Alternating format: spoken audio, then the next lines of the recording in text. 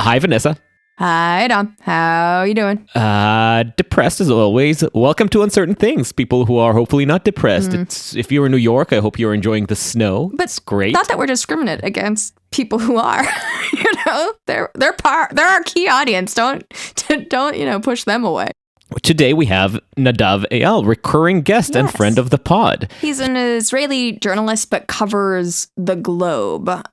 He's focused, on everything from what happened in America with American populism, but also has looked abroad to Europe, to China. So he really brings an international perspective. From the outskirts of the American empire. As he says it, yeah. We asked him to join us again because his book, Revolt, The Global Uprising Against Globalization. The worldwide uprising against globalization. The worldwide uprising against globalization is hitting the Anglosphere bookstores, the virtual which are mostly digital. Bookshelves, yes. We highly recommend you get yourself a little virtual copy.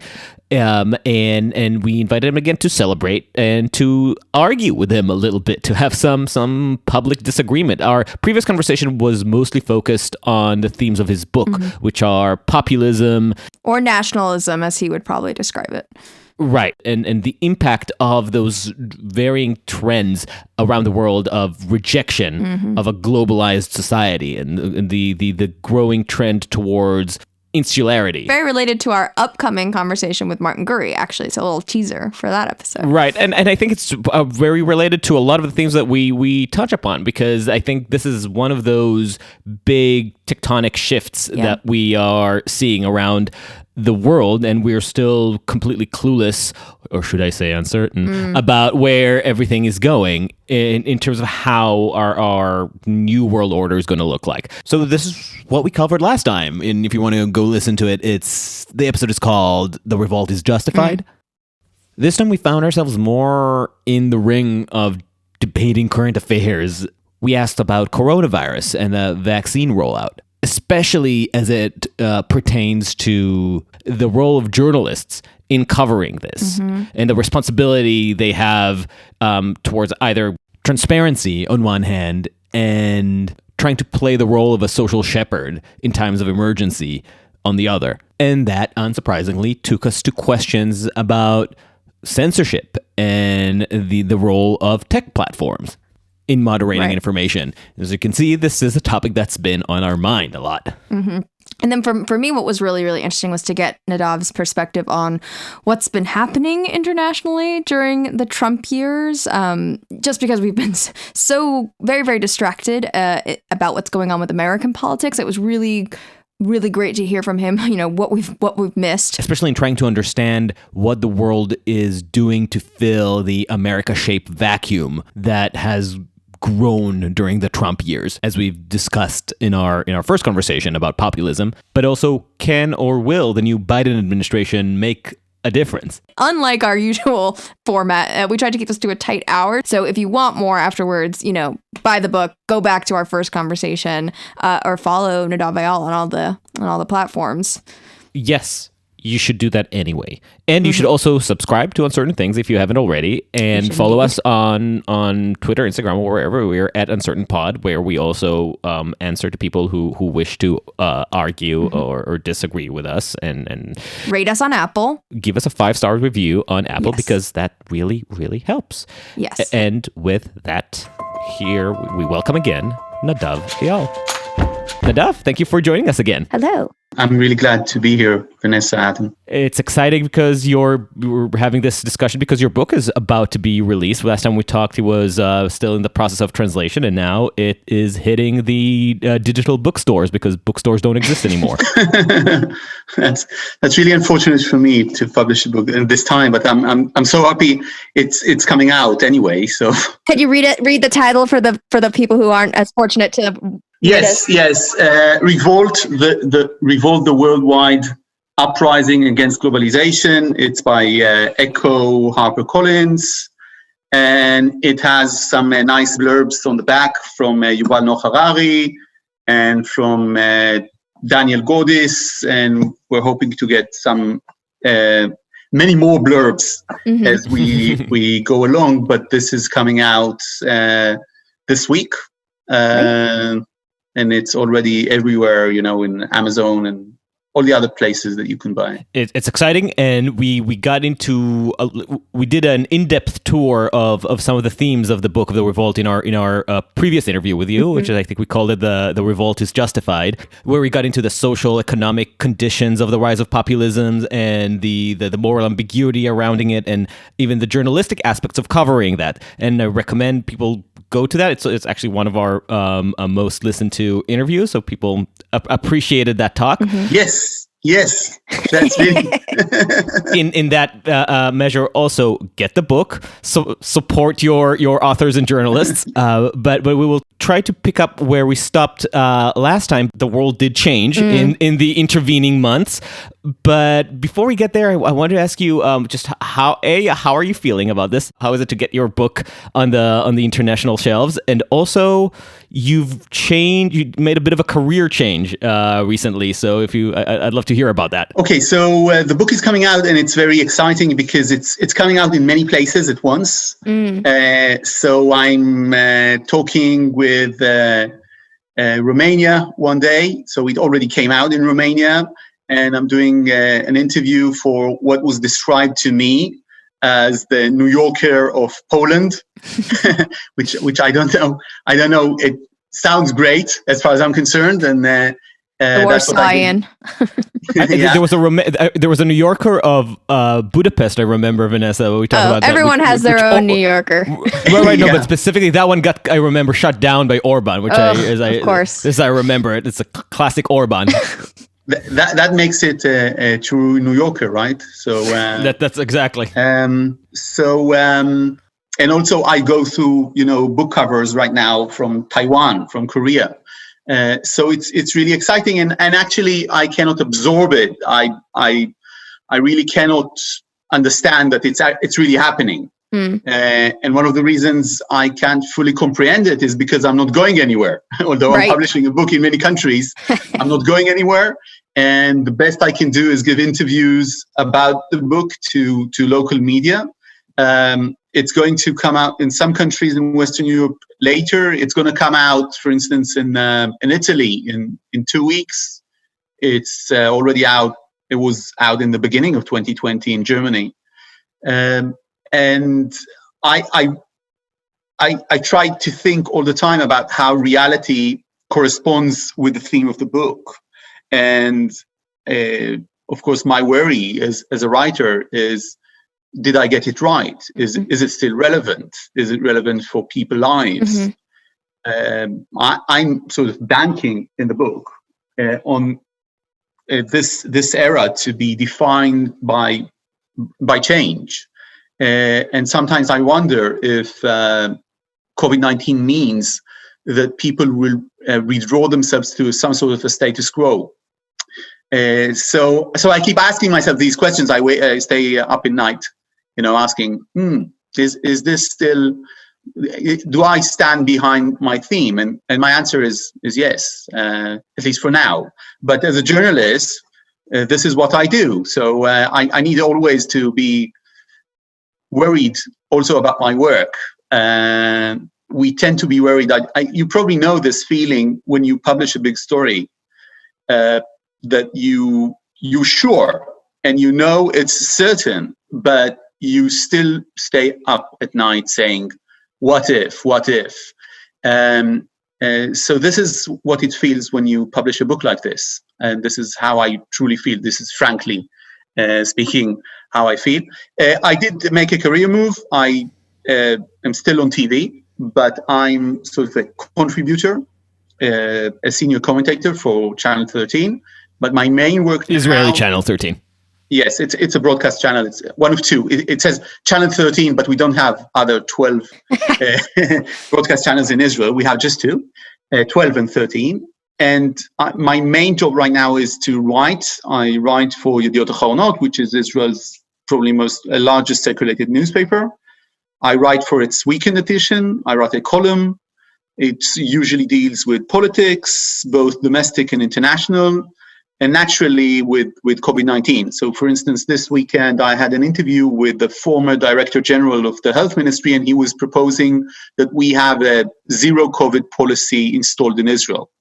And that made a bit of a row because it's the first time that a proposal like that was made. So that would be my day job. The way we ended the previous talk was talking a lot about the role of journalism and the responsibility the journalists have in the way that they cover a story in terms of tone, their moral perspective. And for some context, we had that conversation, I believe, in maybe like late summer, early fall, and it was kind of a moment where a lot of journalists were being called to kind of take more perhaps moral or at least more emotional stances in the way that they cover the events that were happening in the U.S. at the time. But by the time we publish this, I think we will already have published our conversation with Matt Welch, who also has a lot of thoughts on this issues. I think a very different perspective. Things have really changed in the past, I'd say 4 or 5 months since we talked in many regards. But I think specifically COVID-19 and the rollout of vaccines really pushed the question of the responsibility of journalists to create, on one hand, a transparently available set of information about what the system is, what the options are, what the risks are. While on the other hand, I'd say at least for some journalists, felt that the responsibility is to be in the service of the rollout and making sure that people actually get vaccinated. And I think there's a clear tension there. Vanessa and I in our prep talk, we started calling it the what would you decide on the toilet paper dilemma?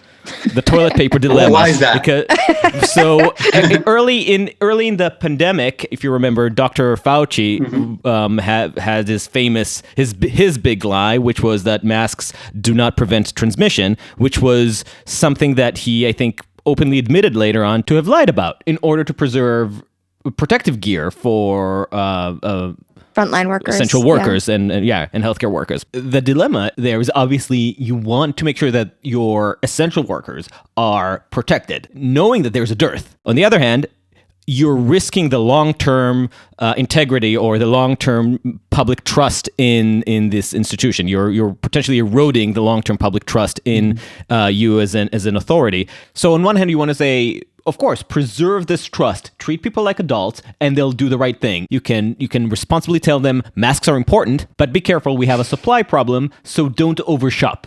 But on the other hand, we saw what happened with toilet paper in the United States during the first 2 weeks that the pandemic started hitting our shores. Basically, all across America, one of the richest countries in the world, you couldn't find toilet paper. like in a second, because people were hoarding toilet paper. So people aren't that intelligent, people aren't that rational. So no matter how much you're going to ask them to conserve and be responsible, they will act like crazy hoarders if they can. And how does it parallel to vaccines? So you're reporting from Israel, where the vaccine is getting rolled out at a speed that is dazzling for the rest of the world and is certainly a source of envy for somebody living in New York like me.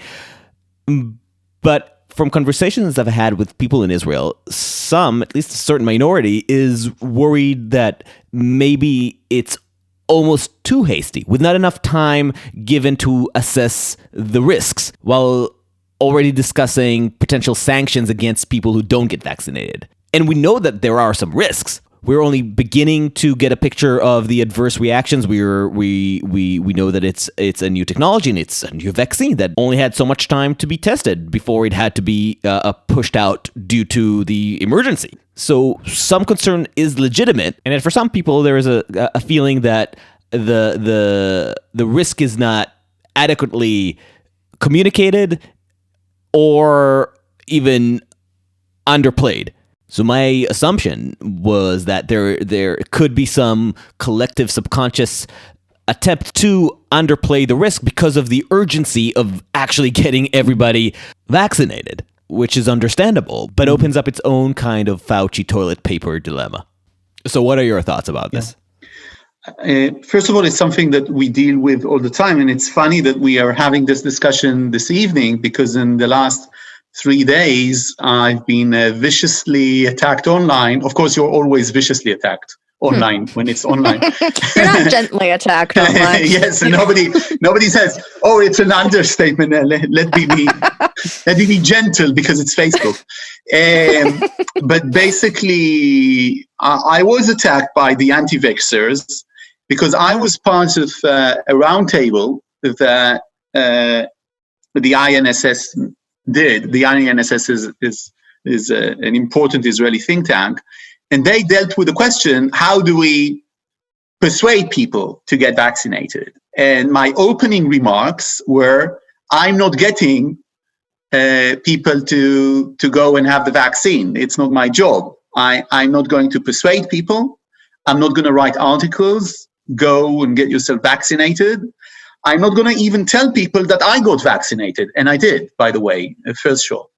I'm not going to put a picture of myself on my personal Twitter account saying I got vaccinated. And they were sort of dumbstruck because they said, why? And I said, because people need to know that as a journalist, I will report if there are problems with the vaccine. And I'm not going to hide anything because of policy issues. It's just not my job. And afterwards, towards the end of that roundtable, they asked me what's going to happen and what will be the number of Israelis that will actually get vaccinated. And that was more than a month ago. And what I said, and that actually happened, is that we'll see the stronger layers of Israeli society getting themselves vaccinated. And it will look like everyone is getting vaccinated. And then we'll hit the wall with people who won't do that, most probably with the same segments of society that actually get ill more often with COVID-19. And that happened. And then I said, what's going to happen is that they will see that disease and infection rates are going down. So hospitalized cases are going down if the vaccine works as advertised by the FDA and Pfizer. And when they see that, younger people will not get vaccinated because why should you? At any rate, the chances of a young person to get to hospital if he's healthy with COVID-19 are really very, very slim. At least in Israel, they are. It's almost impossible to get to hospital, and to die, chances are really slim. And then what will happen is that people will stop getting vaccinated, and then we'll see another wave of infections, and we need to stop that. These last words, we need to stop that, became a banner for the anti-vaxxers. So my whole theme was, I'm a journalist, I'm not going to call upon.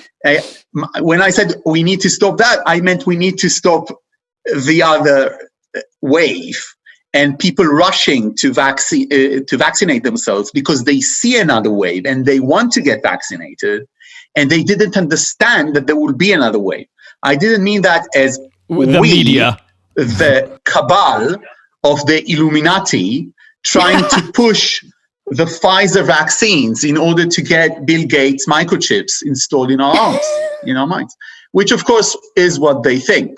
And in Israel, and it's really interesting, this somehow is connected actually not only with fringe right-wing, fringe ultra-Orthodox, but also with not so fringe left-wing.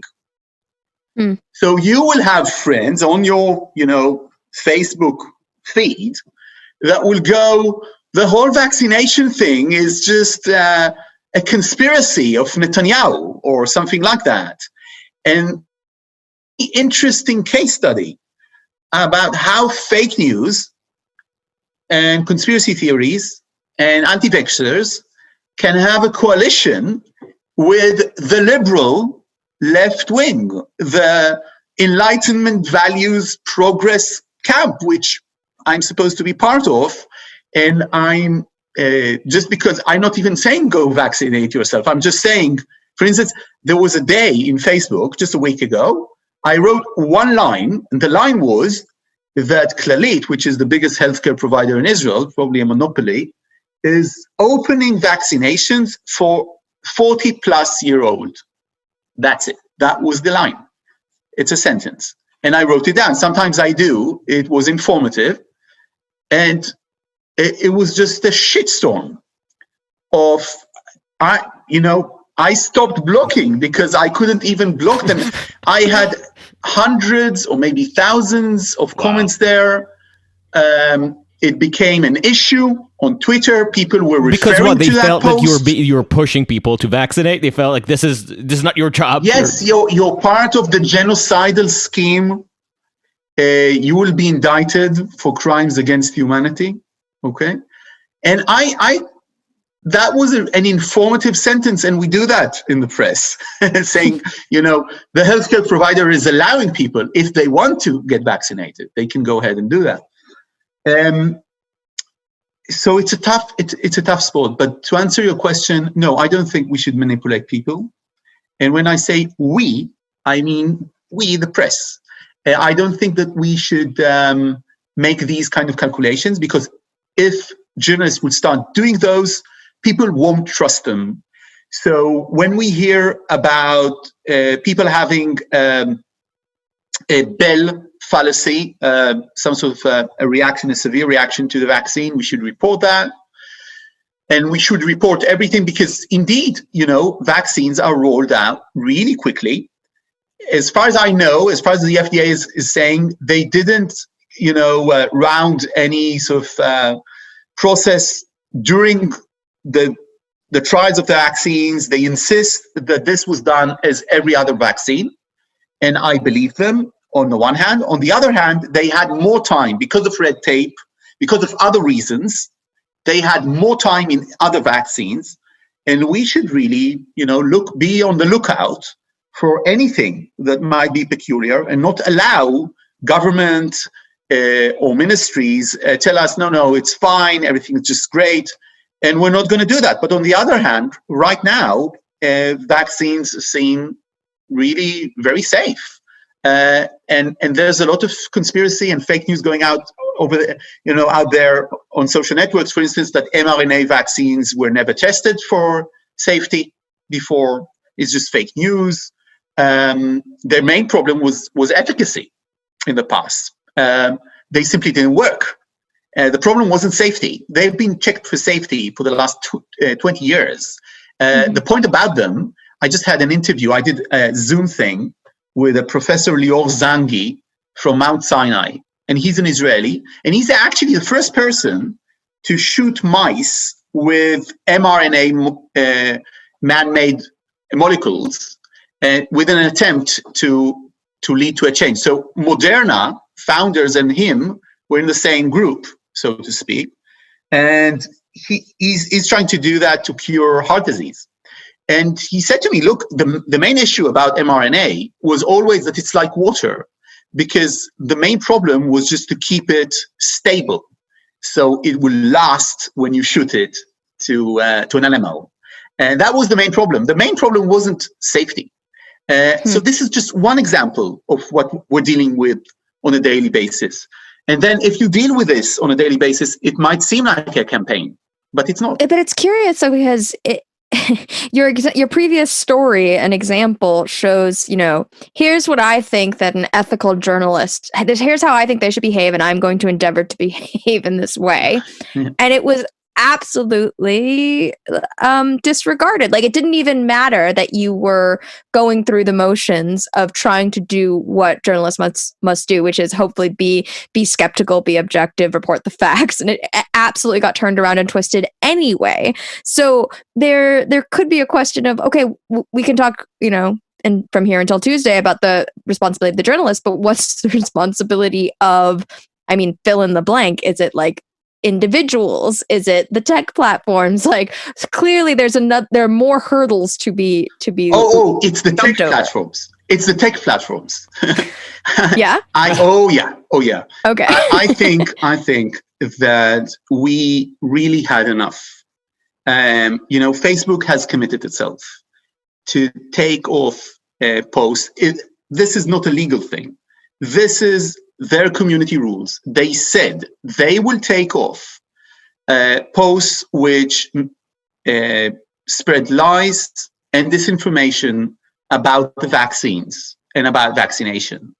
This is their statement about their own policy, and they're not following it. And I have something really important to say about that, which I simply don't have the time to write the op-ed for to American press. And what I have to say, maybe I started talking with Indian journalists and Pakistani journalists about writing it together, is that Facebook doesn't give a crap on countries outside of the US. Mm-hmm. They just don't. They don't. I see this in Israel. I ask them for data, for instance. How many posts did you take down according to your own policy? I'm not saying that I, naturally support that, but this is your policy.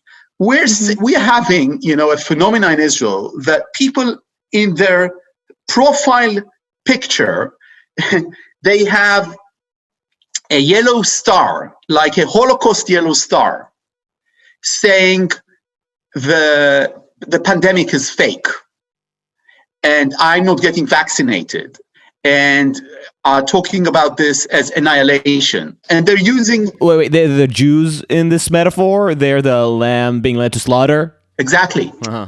Exactly. Jeez. The lambs. Do you know the lamb issue in the conspiracy theories? Yeah. You're the lambs. And they're using the yellow star from the Holocaust in their profile picture. How difficult is it to Facebook to monitor?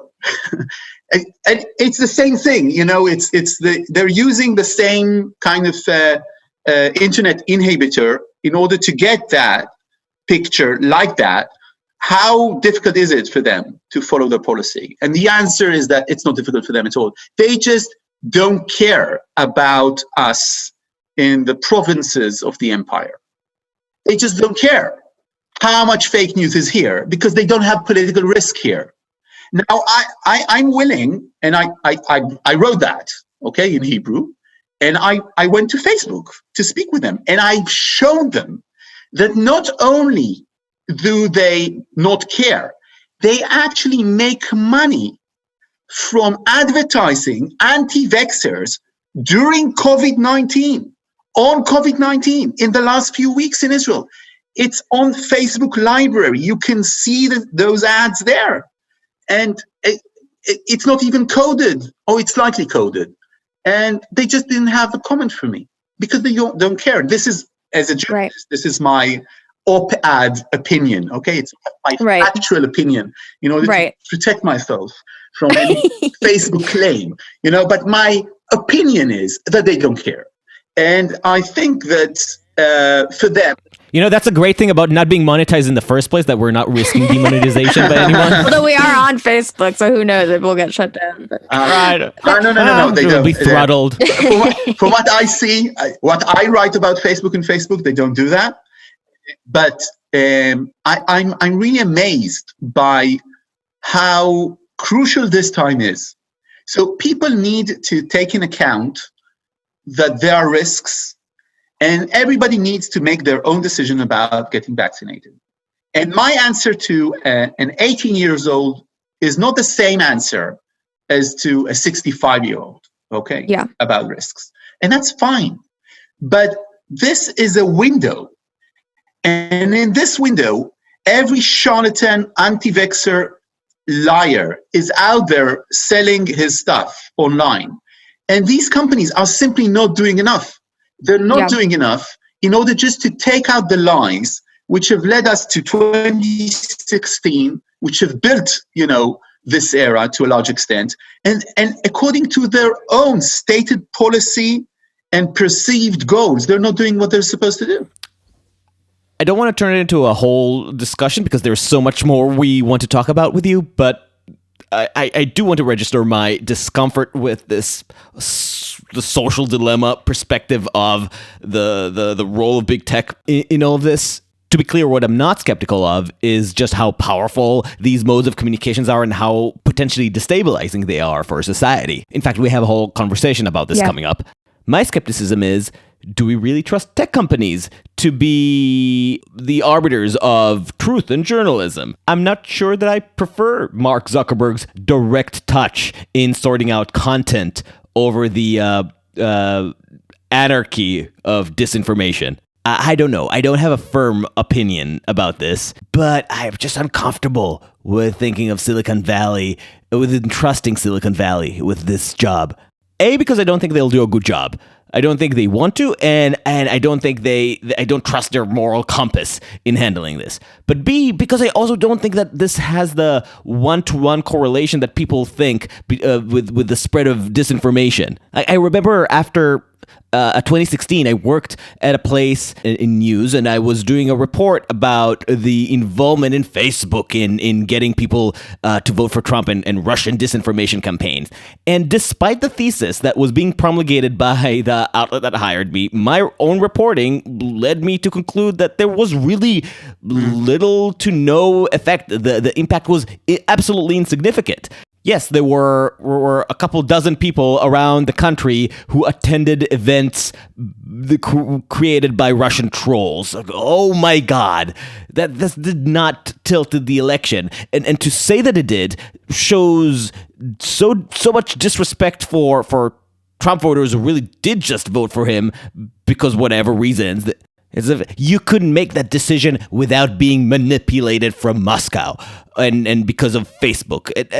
I remember all the pitchforky attempts to pin Trump's victory on Facebook, to blame Facebook for getting Trump elected. It was so bizarre and obsessive.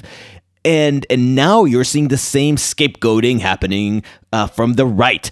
And it's this weird, creepy, bipartisan fetish to hate on social media. And I hate social media as a user. And there are very real problems that are the result of the way this is changing our interactions. But that's not it. And you're not going to get better results by having them monitor more content. The only thing that they're going to be successful at is antagonizing users who will just find their new hive of hate and disinformation, and it just might be on Russian servers instead of American. So you thought, for instance, that Trump should have stayed online, right? They should have made. Oddly enough, I'm actually more agnostic about this because he was president at the time and he had more power. A lot of people said, "Oh, double standard. Twitter kicks Trump off, but keeps Ayatollah Khamenei and the Chinese Communist Party." No, I think they should have just kicked all of them out. But with cases like Amazon kicking Parler or whatever out of its servers, that's a little more icky. I don't want the Silicon Valley to set the stage for our freedom of speech. It's our effective freedom of speech, right? It's not the constitutional freedom of speech. It's not legal because they are corporations and they can allow or not allow people on their realms because of their commercial interests Right, it's not the First Amendment issue for sure. Their First Amendment have the right to kick out whoever they want. They can decide we only allow people who are sexually attracted to horses to be on our platforms. I'm not sure about that specifically, not because of the horses or not, but because of not discriminating against. For instance, in Israel that would be deemed illegal. In the US, I don't know, but basically, I think there's more latitude for corporations in America to decide their own audience. But, never mind that. But the bottom line is that they made a commitment to that policy, and as long as they have that commitment and they do not employ it, it's a PR stunt. That's basically what I'm saying. So I'm not delving into the issue of what is the extent of their publisher responsibility to what is online. But I'll have to tell you that right now, with what's happening, I would want to see more interference in the sense, that we have had in the past with publishers. I think that they are killing publishing everywhere. They're killing TV. They're killing, newspapers. Assuming no responsibility for stuff published unless it's, manslaughter, basically. Or this was their policy. They have changed their policy because of political pressure, and they have another policy. Now they should live up to that. And as long as they are so big, I can demand them, a great many things. And to your question, and I know that in America that will be considered blasphemous, but it's really possible. So people might say, maybe the corporation shouldn't do that. Maybe democracy should. Maybe people should say, yes, if you own a social network, that means that you're a publisher. That's the law of the land. And then you're responsible for stuff to an extent. You're responsible for stuff that is actually there. But then people will say, you're crazy. I don't want the government, to tackle with my freedom of speech issues. And I can understand that. But in other countries, for instance, Europe, and I think Germany is a democracy today, not less so than the US, the government, the police basically calls people that leave racist comments on Facebook, and they get a phone call from the local police branch saying, oh, racism is not legal in this country. There is no First Amendment, that says that you can be racist online or anything like that. You can go to jail in Germany. Somehow they managed to keep their democracy live and kicking. It's a different model. And I think it's a more careful model than just allowing lies to spread. I remember that as a funny moment after Trump got kicked off Twitter. Angela Merkel came out with a statement condemning Twitter's decision. And I was like, wait, what? Like, Germany has a lot less legal protections for freedom of speech. They have much stricter libel laws and have laws against hate speech. But the thing is that in Europe, the norms around free speech are the opposite of what they are here. They expect the state to regulate speech, not the corporations. I think it's much more logical that if we sort of expect, limitations on freedom of speech, it doesn't matter. We would rather have them not from stockholders, but from representatives of. I don't know, because you can create another company and compete with Facebook.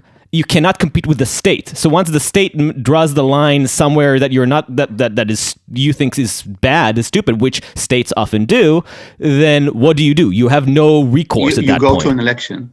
It's a much stronger recourse than. Sure, but then but that's exactly where you need speech the most, when you're trying to talk about how fucked up the person in power is. Imagine Trump having the power to decide what counts as free speech. He would have decimated the New York Times before the elections. Just think what Orban does in Hungary. But okay, enough of that. Where we agree completely is social media can be insanely hypocritical when it comes to actually implementing their own standards. Last week, I interviewed a journalist from Nairobi. She's very active in promoting internet freedom across Africa, and she gets into a lot of fights with Facebook, trying to hold them true to their own standards.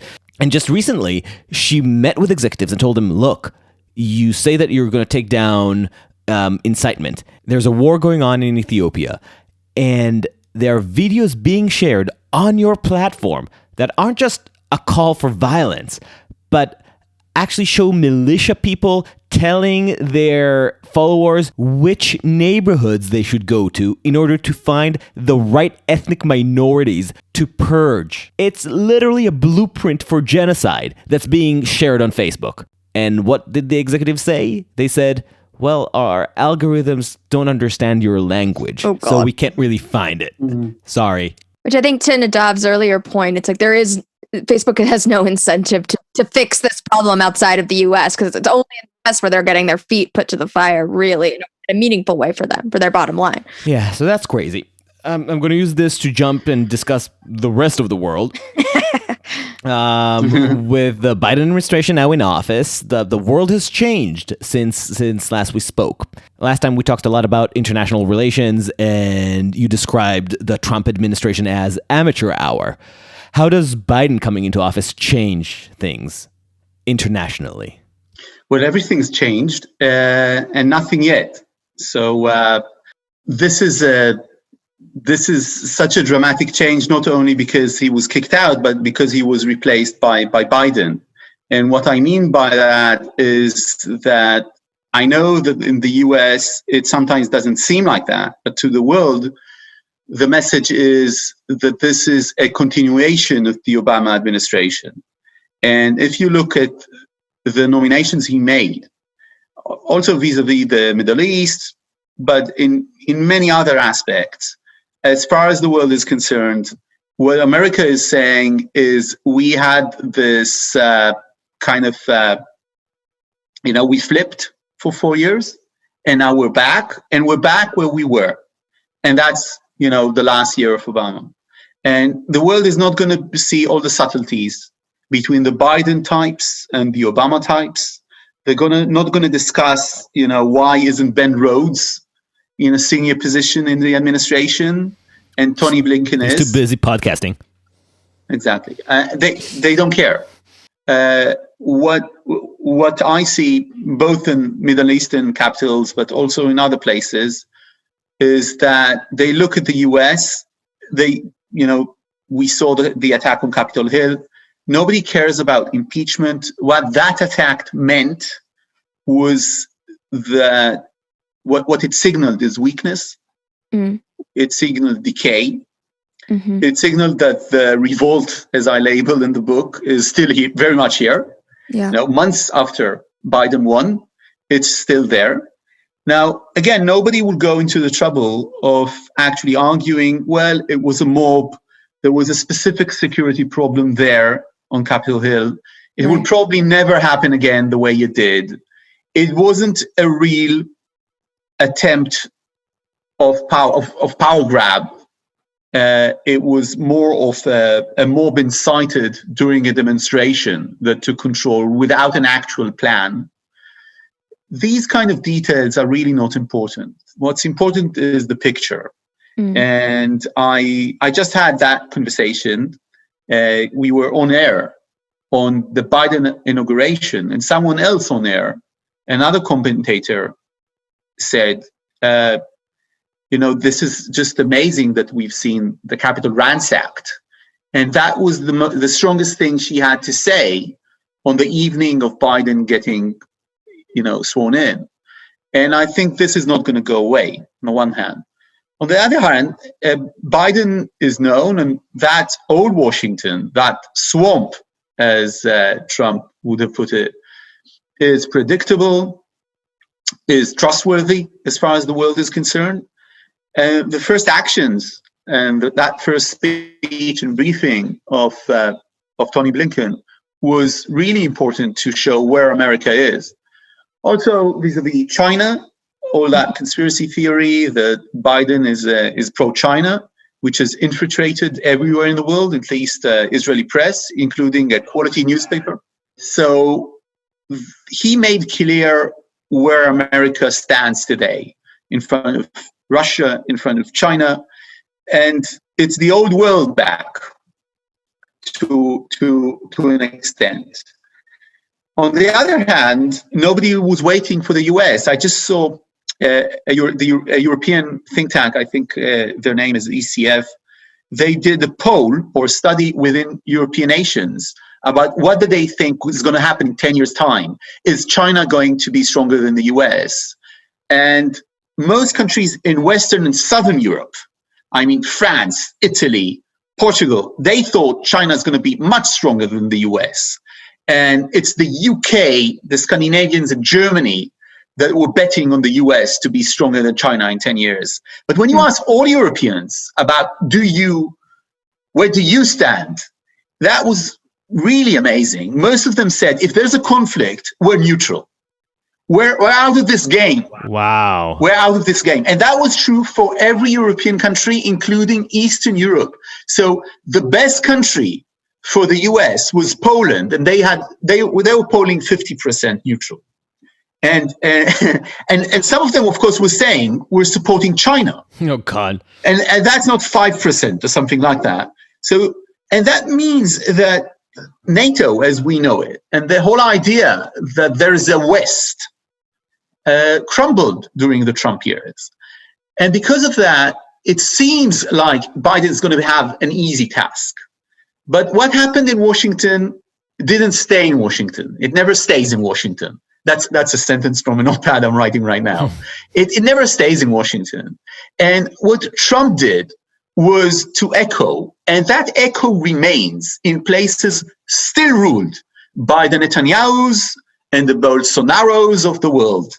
And believe me when I'm telling you, as someone still ruled by the Netanyahus and Bolsonaros of the world, and I'm not saying they're the same, and I'm not saying they're Trump, this is not going to go away.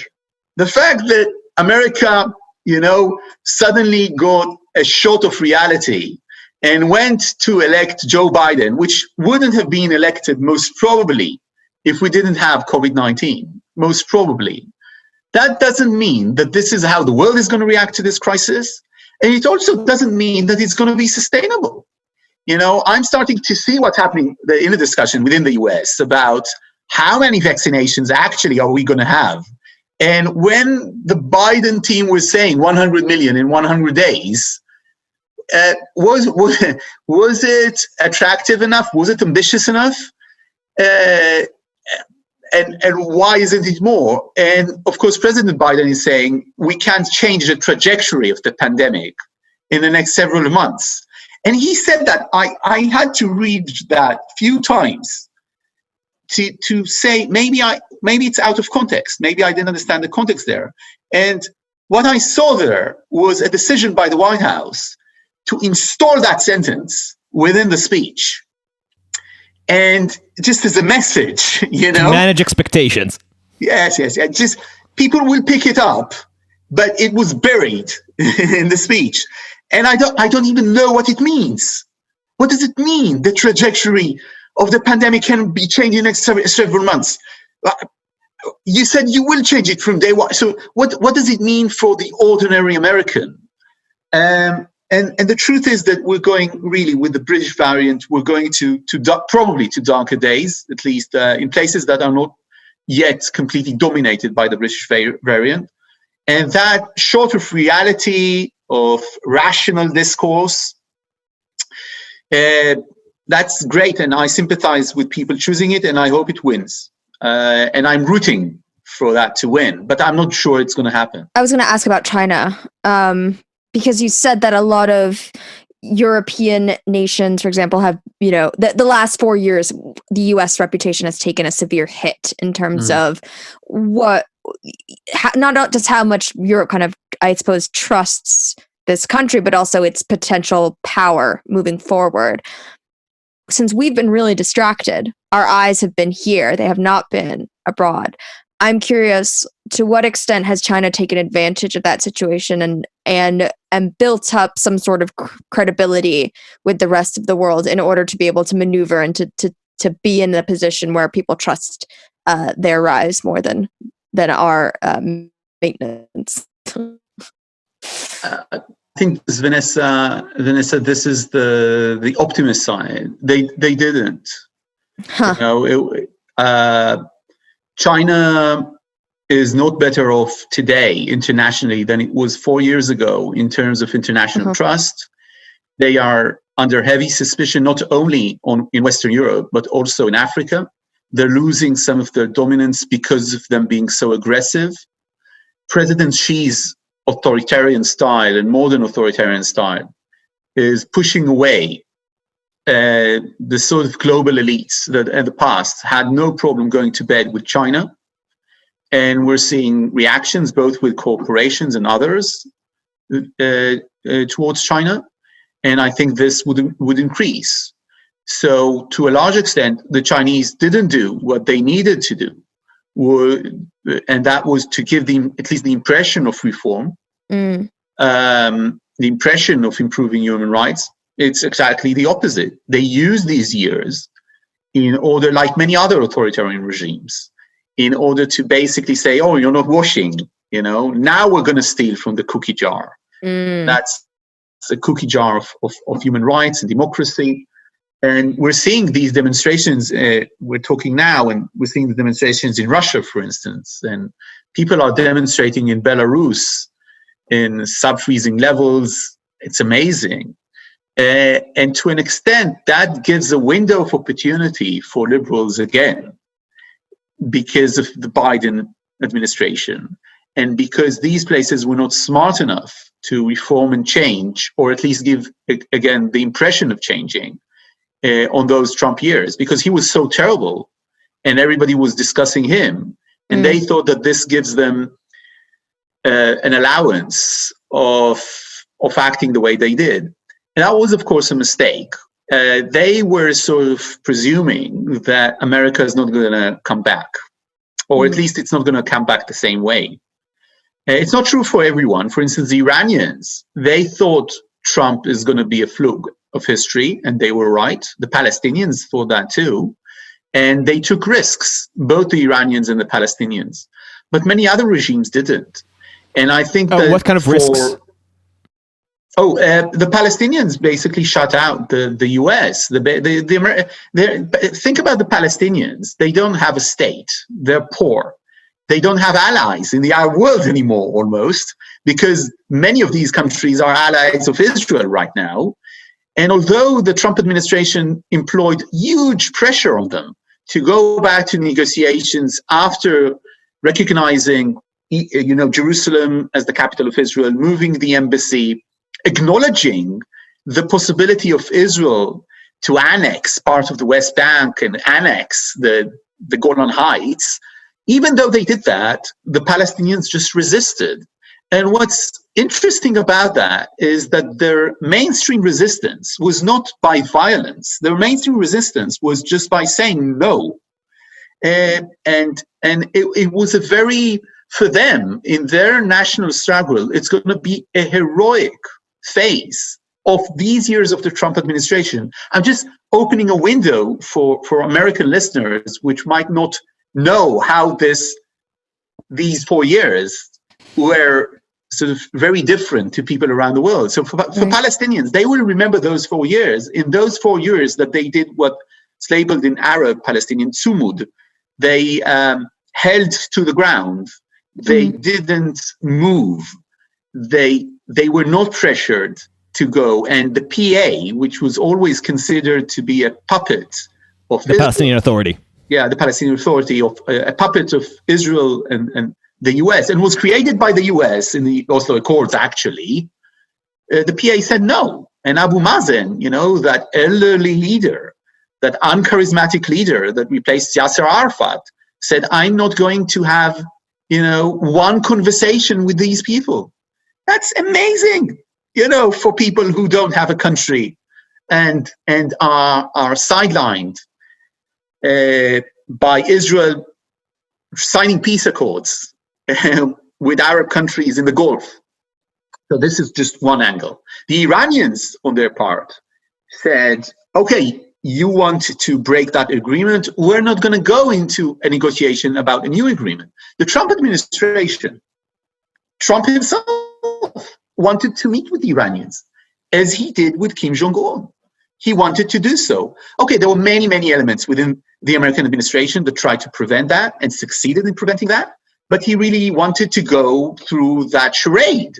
And the Iranians were not willing to go through the charade. They wanted, to know what they're going into. And also they're really smart, savvy negotiators. And that's very true for the Iranians. And they said, no, he's going to be, he's going to be thrown out of office, which he did. And then we're going to have negotiations with a new American administration about the future. And until then, what we're going to do is we're going to enrich uranium like hell. And this is what they're doing. So right now, the entire Middle East is in a much worse position strategically, considering Iran and its nuclear program, than it was with the JCPOA, the agreement with Iran signed by the Obama administrations and other countries. And they have broke free enriching.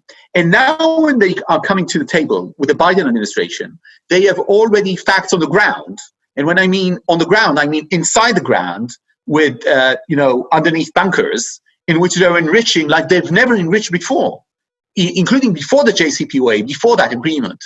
And that means that this gives them credence when they go into these negotiations. So these guys, Palestinians, Iranians, and not only these guys, they didn't bet on Trump. Russia did bet on Trump. And you saw the way that Putin reacted when Biden was elected. He was probably waiting for the last vote to be counted in Georgia And before he would issue a declaration of congratulating Biden, he called for a recount. So he was the last man standing in the Trump camp. Maybe I don't know. Maybe him and Ted Cruz was probably. So, the sense that I'm getting from this, Nadav, is that the next few weeks, months, years are going to be incredibly critical for the U.S. if it's going to be able to regain some sort of standing in the international sphere. Do you think it can, given the loss of leverage, given the fact that the world sees how fragile the U.S. is, and given the fact how also changeable, how the fact, knowing that in 4 years the moods can change and somebody can sweep in and change the direction entirely? Is there a chance of U.S. even establishing a U.S.-centric hegemony again? I think that there is no organizing idea for an American-centric world anymore. And I think the poll I brought earlier signals that. And it's very worrying for me because I don't live in New York. I live on the outskirts of the American empire. And I enjoy the prosperity and the security that American empire brings with it. And I also still think that America is the most benevolent empire that the world has seen. And still it spreads liberal values like no other great power in history. So I am still pro-American even after 4 years of Donald Trump. To your question, I think that America is going to be very much possessed with its own demons in the next 2 years. And it's going to be much more difficult than it might seem in the beginning, mainly because also the pandemic is taking a turn right now, which we cannot predict its meaning.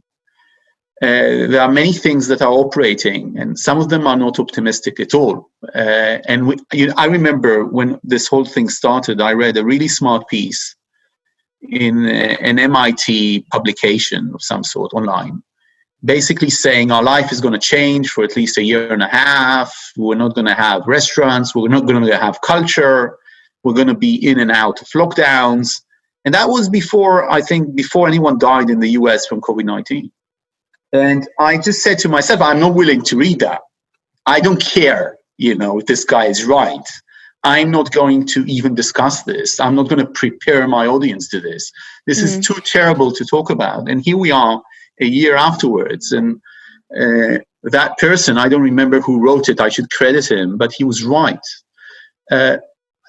Now that we are in it for a year, we need to see stuff for what they are. I talk with scientists all the time. This is my work now. And the guys studying evolution are not too optimistic about what's going to happen. It's the first time that we are seeing this kind of disease spreading with so many people around. So many mutations are going to occur. And also, we have something that nobody discusses thoroughly yet, which is populations of people with reduced immunity or deficient immunity, which at the past, at these points in our evolution, they couldn't live, they couldn't survive anyway, and they also serve as a sort of a pool for more mutations happening. People kept alive purely by modern medicine, basically. Yeah, but by the achievements of modern, healthcare and medicine, and that means that sometimes the virus can play with them hide and seek in the body for a really long time, developing its resistance to antibodies, then spreading. This is one of the theories about the way the British variant was born. And it's not necessarily so, of course, because when so many people get infected, there is such so many possibilities for mutations. And it's not my field. I'm not an expert. I'm just quoting what, evolutionary and immunologists and the people and virologists that I speak with are saying. And all of these options, and of course there is the option that the vaccine will be efficient against most, if not all, and we'll have our life back by the summer. So it's just a pregnant moment, which is usually an expression I don't use. But it's such a pregnant moment, really, truly, that in a few weeks' time we'll know it. And what's interesting is that we'll know it first probably in my country, because we have 40% of the population that gets COVID-19 right now gets the British variant, which is more than many other countries on the one hand. And also we have 80% of 60-plus-year-old which are vaccinated. So, it's either going to work, and we'll know in 2 weeks. It's not the US. It will take you guys there forever, at least a year to know. But you have us to understand if it's going to work. Because, as the vaccine skeptics of Israel say, you are the lab rats for the rest of the world. Yeah, that's exactly the type of quotes or descriptions that get our anti-vaxxers really agitated online.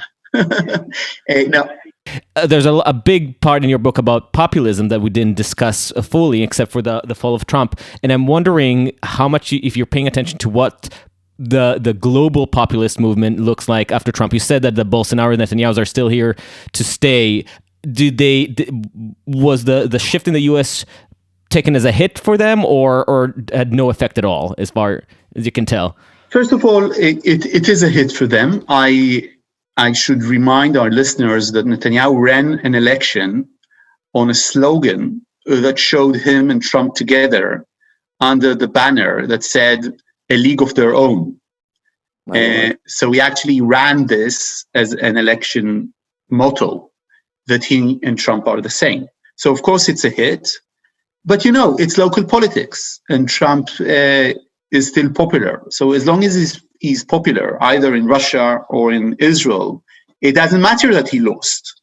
It matters only for liberals to say, hey, he lost. But the point of my book is to say that sometimes when we talk about populism, we actually mean nationalism, and we don't use the term.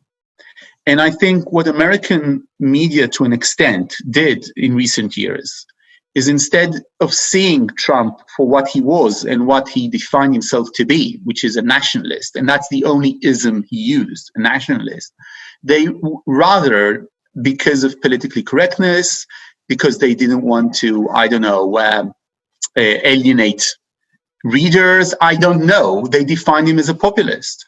I didn't think he's a populist. I explained thoroughly in the book why he's a nationalist. I don't think that Netanyahu is a populist either. I also think he's a sort of a nationalist. And Bolsonaro is definitely a nationalist. And so is Viktor Orban.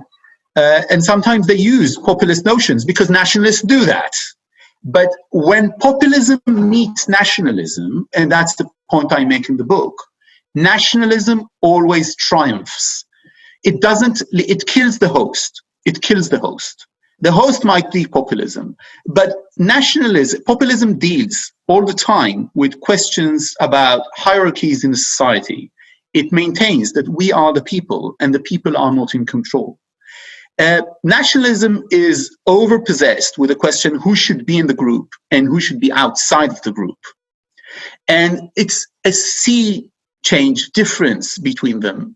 And when you look at these leaders, did they change anything about hierarchy of structure in their society between up and down, between the people and the elites? They didn't change a damn thing, not with Wall Street, not even with academia. They didn't try even to have statues made or laws changed. They just used that for their nationalism creed. And this is where they really did things. This is where Trump did things, banning Muslims, building the wall. And that showed that he's a nationalist. And not only this isn't gone, but with COVID-19, they think that it's going to grow stronger and stronger. We're going to close down in the next few weeks. Airports are going to close. And this time they're going to close in a way that we've never seen before. The Ben Gurion Airport is closing. That's our oxygen to the world as far as we're concerned. We're closing it tomorrow. The government is closing it tomorrow. So we're in for a ride in the next 2 or 3 months. But the good thing about that ride is that we know. In a couple of months, we'll know. And if it's not going to work, our strategy right now, which is basically vaccinations and lockdowns, if it's not going to work, we need to change completely. But in the meantime, nationalists and racists and anti-vaxxers and all the rest, they're going to have a field day and they're going to enjoy this. Maybe not in the US in the next 6 months or so. Maybe you guys are going to give, Biden a chance. And I think you will. This is the tradition of America. But in other, maybe not. They didn't even give him a chance the day for 2 months after he was elected. That's true. I hope so. But in other places, we didn't have that restart. Nadav, always fascinating. Yeah, thank you so much. We didn't get to talk about the elections in Israel, but maybe next time. Again, I recommend people go buy your book. And thank you. It's always a pleasure. Vanessa, Adam, thank you so much. It's always a pleasure talking to you. Thank you for listening to Uncertain Things. Follow us on uncertain.substack.com and anywhere you get your podcasts. We are also at Uncertain Pod on the social media. Come argue with us, tell your friends and enemies, and give us a 5-star review on Apple. And until next time, stay sane.